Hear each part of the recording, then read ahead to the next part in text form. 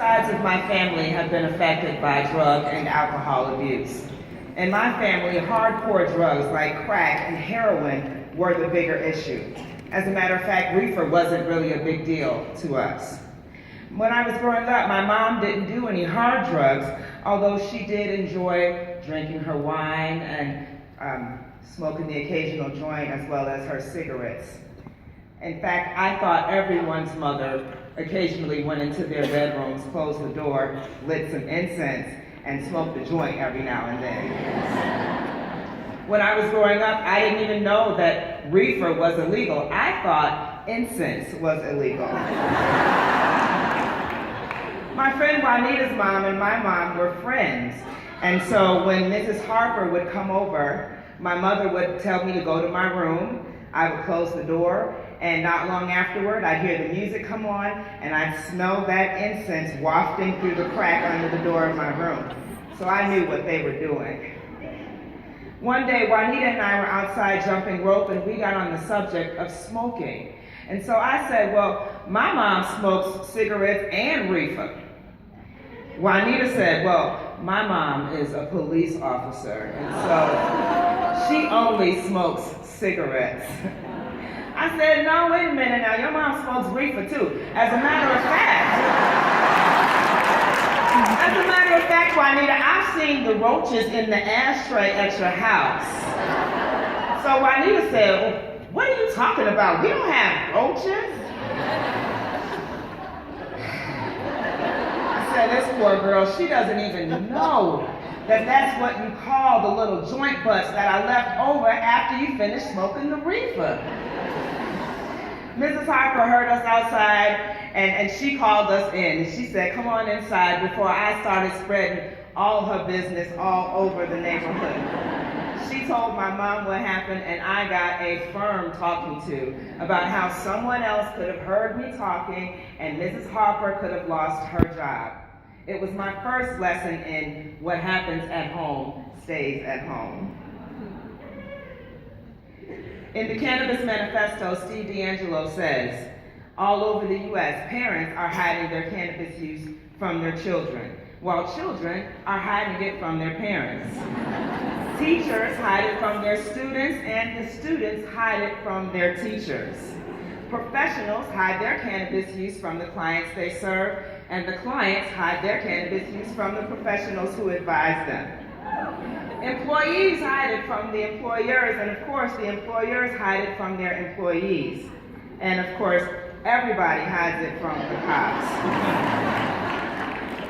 So how many of you out there have ever felt the need to hide your cannabis use or even just your interest in the cannabis industry from your friends, your families, and your coworkers?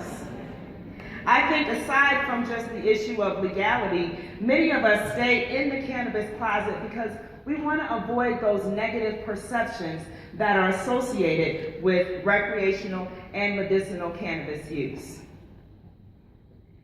If we are going to be successful and influential leaders in the cannabis industry, then we must develop cannabis sensitivity, a keen awareness of how others' attitudes, beliefs, and values affects their ability to respond favorably to our messages about cannabis.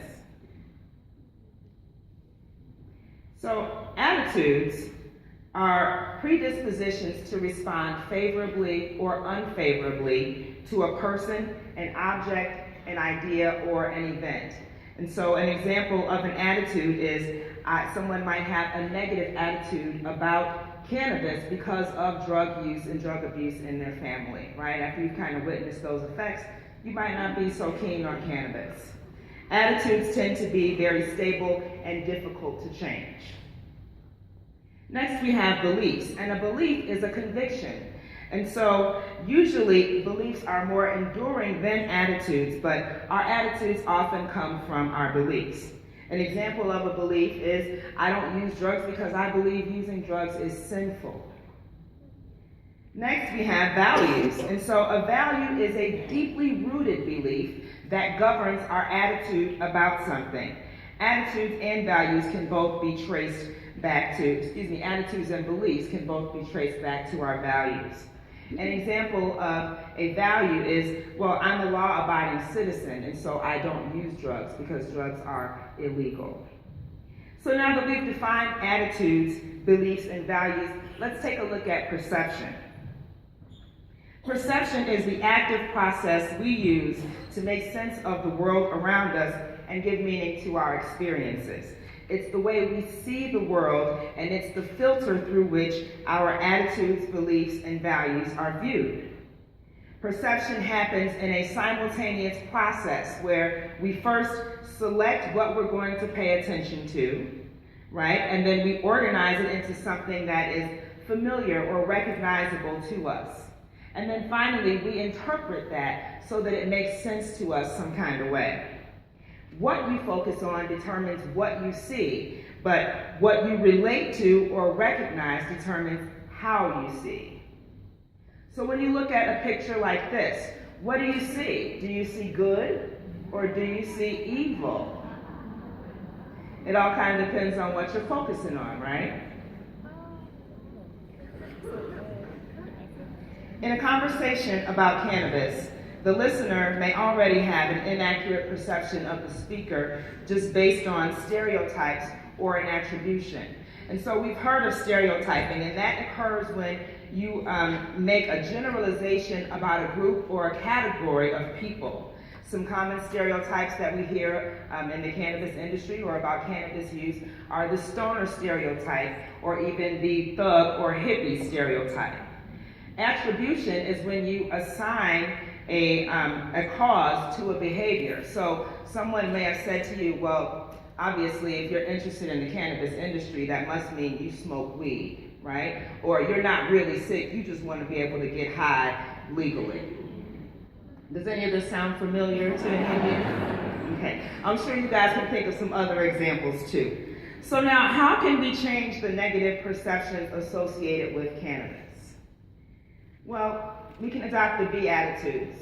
We can be educated, stay on top of current research, legislation, and news about cannabis. You also want to be proactive.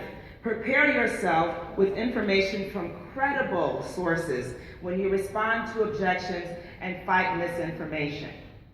Be patient. Recognize that attitudes, beliefs, and values are hard to change. It takes time, experience, and exposure to dismantle negative perceptions about cannabis. Next, be considerate.